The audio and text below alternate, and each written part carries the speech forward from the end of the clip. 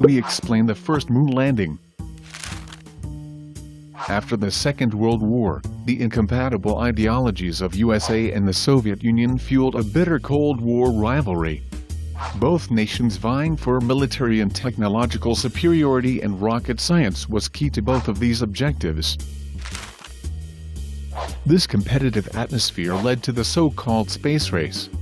The Soviets took an early lead by orbiting the first artificial satellite and by sending the first man to space.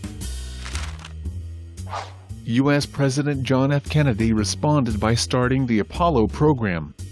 5 years later, in the summer of 1969, Neil Armstrong, Buzz Aldrin and Michael Collins step aboard a Saturn V rocket. Their ambitious mission was to fly to the moon. 4 days later, on the 21st of July 1969, the Apollo lunar module landed on the Mare Tranquillitatis on the moon.